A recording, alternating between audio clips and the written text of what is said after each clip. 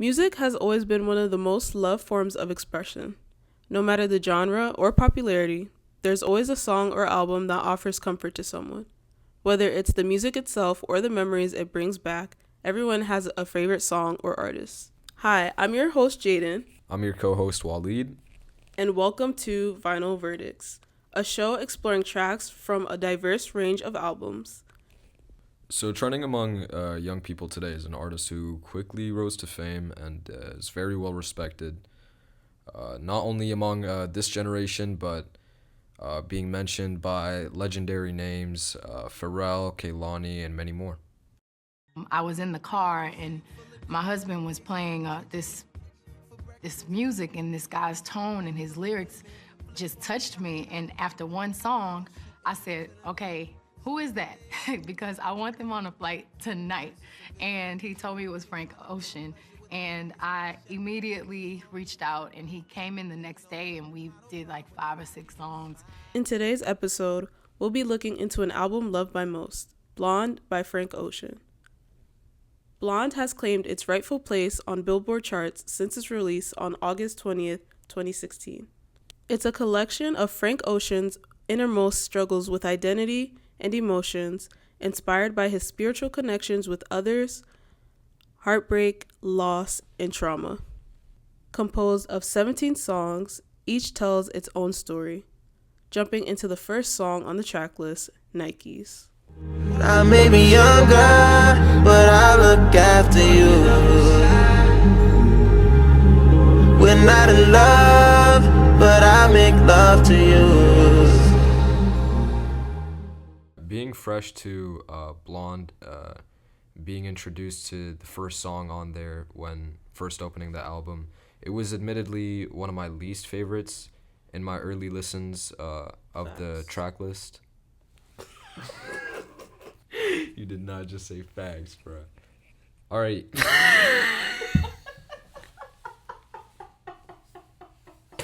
So yeah, it wasn't my favorite going into the record for the first time.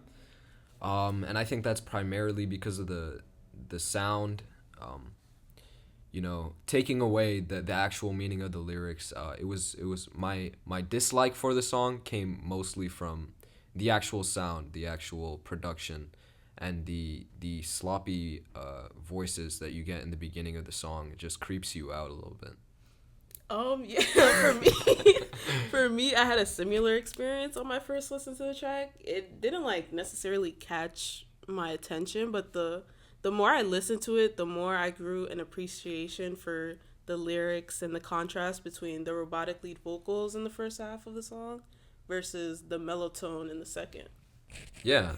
I mean, for me, my opinion on it initially was based on my taste for the high-pitched robotic lead vocals over some very loud synthesizers and drummy 808s. And as much as all that is, it's experimental. It's not something that gets done a lot in pop albums. It's very experimental and adventurous, but the sound lacked a catchiness for me at the start.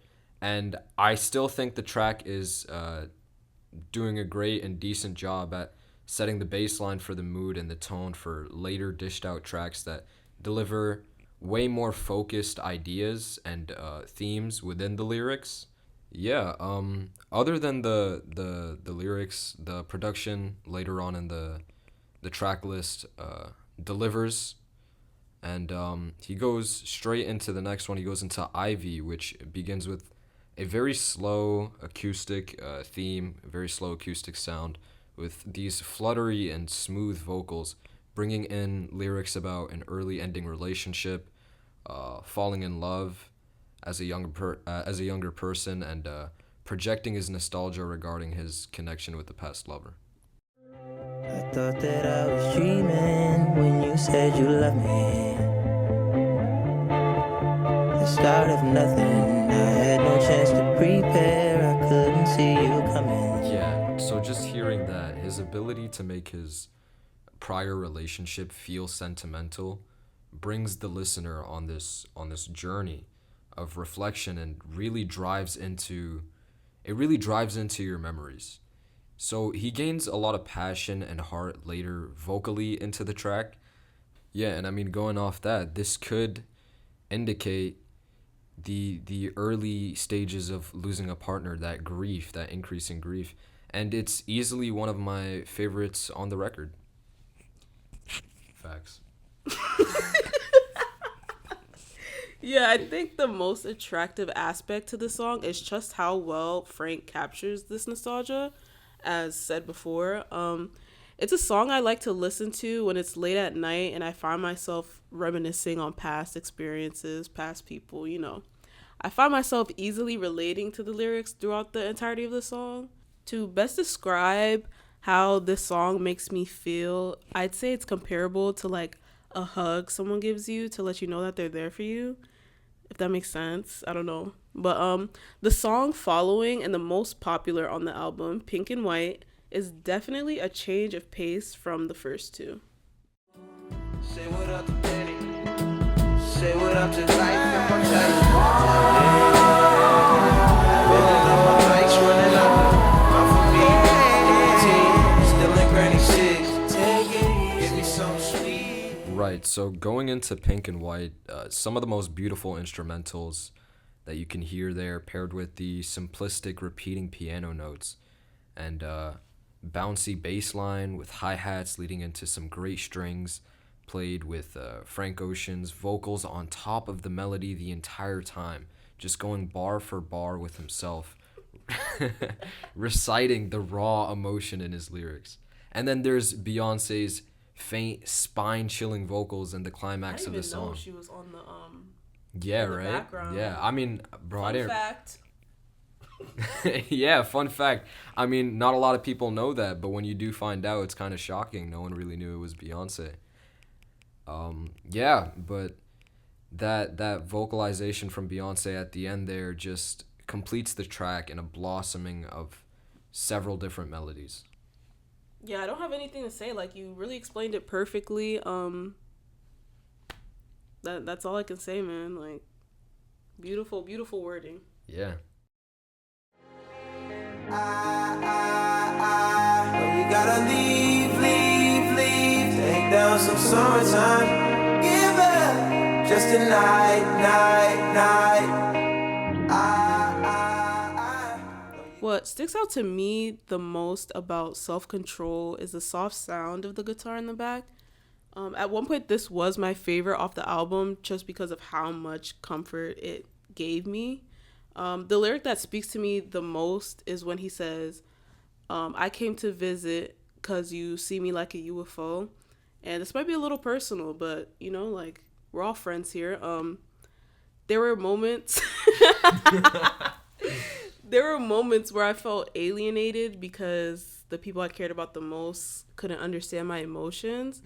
And I just feel, for me personally, the more I relate to a song, the more value it holds to me. And that's exactly how Self-Control is. Ain't no bitch in my body. New beginnings. New beginnings. Wake up high, the sun's going down. Time to start your day, bro. Can't keep being late on. Oh, you need the money if you gon' survive. Going into Nights, this song brings in a preaching style of singing. He goes on tangents with his lyrics, touching base on various narrations of himself and maybe other people, other characters. You can hear the soft electric vibration-like synthesizers and crisp drums. Yeah, the hi-hats there. The instrumental takes a shift towards the last 2 minutes of the song, and presenting the listener with this monotone rap. The lyrics relating to sexual relations, status, and the theme of reliance. He discusses a sexual and comfort aspect of a relationship he's had with a person he relied on after the impact of Hurricane Katrina. That's another fun fact about Frank Ocean that not a lot of people know about. He's Did a you know victim. that? Did you know that? Raise your hand if you knew that. Psych, we can't see your hands because this is a podcast and you're listening. Yeah, and I personally think that the song title perfectly fits, you know, the track. As someone who enjoys like late nights, I feel like this song feels like a late night. And I might just be talking. I don't know, like if you feel it, you feel. Like I don't know, I don't really know how to describe it. I don't know how to put it into words, but it just feels like isolation but also reflection. So it's like not necessarily a bad thing. It's more of like a spiritual thing. Yeah, no, I totally get what you mean. It's an experience that not a lot of people exactly acknowledge. You know what I mean? It's more of a feeling that you get that brief moment to yourself at night, I guess, if you want to say so. You get that brief moment to yourself where you get to actually reflect on your thoughts and your actions. Nikes, Ivy, Pink and White, Self Control, and Nights, the most notable songs on the album. You would think that the last song on the track would be a part of this list. I'm going to hold your hand when I tell you this, but Futura Free, or how do you even pronounce that? Futura? I think Futura? it's future, bro. I mean, Futura Free, the we'll song call it closing out. Futura. Futura Free, the song closing out, Blonde, is one of the most underrated out of the entire album. Like, I don't know a single person, I've asked them, oh, what's your favorite song off of Blonde? And they said Futura Free. I mean, if you ask anybody about the song Futura Free, they're gonna be like, that was never on the album. And here's Futura Free right now. On new schedule. I ain't had me a job since 2009. I ain't on no sales floor. You say I'm changing on. I feel like Celine. As you can hear, he comes in with, the high-pitched robotic lead vocals, the element that made us, or at least me, dislike Nikes at first. However, this song is very different from Nikes, as it is a whopping 10 whole minutes. I think if Nikes were 10 minutes, it'd probably be unplayed as well, and would definitely not be in my playlist. Not to say all long songs don't get recognition, because there's Pyramids, also by Frank Ocean, Green Eyes by Erykah Badu, but Futura Free is just not one of those 10-minute songs that are, popular. I just personally don't find the song all catchy. What do you think? Yeah, well, before I get straight into talking about if Futura Free was one of the better songs on the track list, you have to admit it's a beautiful ending to an incomparable experience of listening to this record. Like, the 10 minutes of just spread out audio recordings of Frank's past moments invites the listener to also think about past moments. The instrumental gave this somber and nostalgic feel to the track, using his album like an abstract play. With Futura Free, he dims the stage lights and closes the curtains. No, that was actually well said. I didn't think of it that way when, in the probably like 3 times I've played the song, and all, times? all 3 were on accident, and were skipped. But Yeah, the album was out for like 20 years now, and she's only listened to it 3 times. I won't lie, like, I don't think I've ever pressed play on, the song, but I listened to it for the sake of this podcast, and I don't know, maybe I wasn't thinking outside the box, but, it's just my personal opinion, man.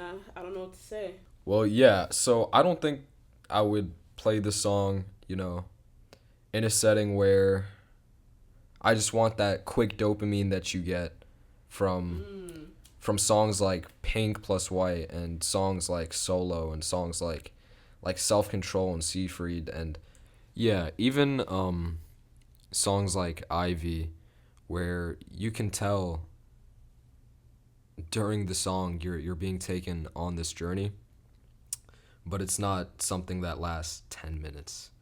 And it's not bad for a song to last 10 minutes, but for a song like Futura Free, and a song that's going to close out the album, it has to be more playing its role in the album instead of playing its role as a single. And I think a song that does really well as a single is Pink Plus White, or the best song by popularity on the single would be Pink Plus White, and that's because of its pop sound and the beautiful vocals that you get, and you can't really find those anywhere else. Yeah, I feel like it's very versatile, so it kind of like appeals to like different audiences, which is why it's the most popular on the album. Like you said, like it's pop, but also if you enjoy artists like Frank Ocean and similar, like Tyler the Creator, etc. But my personal favorite that doesn't really get mentioned a lot is Good Guy. It's the 8th song on the album. What really appeals to me is the storytelling. It's very just clear what the story of the song is. And it's combined with, some good vocals. Frank Ocean, to me, honestly, never disappoints. So.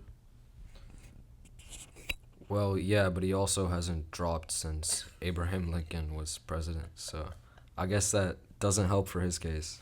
But yeah, honestly, haven't gotten a drop.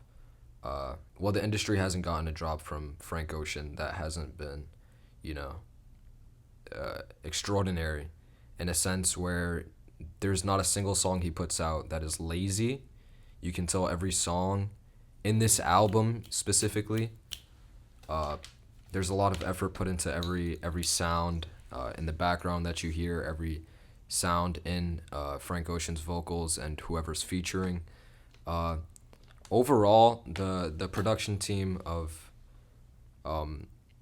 Frank Ocean's Blonde did extremely well. One of the best production performances in album history, I think. Yeah, and as much as we love to get into every song on the album, the story of Blonde is like far too deep to fit in such a short amount of time. Too much lore. Yeah, there's too much lore, bro. There's too much lore there. What do you rate the album overall? I think Frank Ocean's Blonde is one of the only albums for me where I can positively say it's a 10 out of 10. Strongly.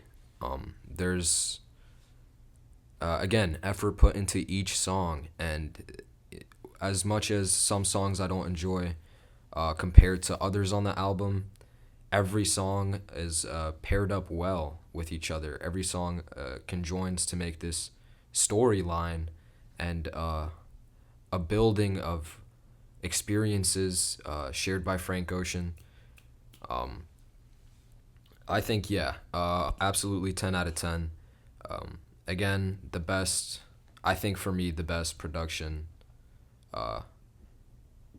performance, best production performance in any Frank Ocean album. And definitely one of the best production performances in any album in the world. Knowing It's not ridiculous to say that. It's not ridiculous to say that. Knowing Frank for so long growing up, we were very close as kids, and so I was their doctor. I treated Frank Ocean. Yeah, and that's also why he hasn't dropped in so long. Blonde, 11 out of 10 album, especially what also contributes to why I feel this way is the memories I have with it when I was younger, and it really just got me through high school because of how relatable it was and how much the vocals spoke to me.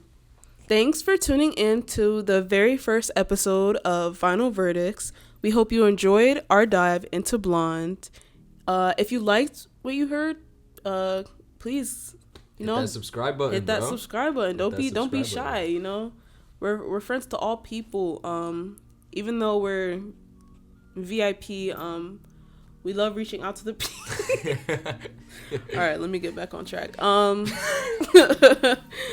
Follow us on X and Instagram at Vinyl Verdicts. We love any comments, feedbacks, or just thoughts. Catch us every Tuesday at 4 p.m. on Spotify and YouTube. Until then, keep enjoying the music and, take care.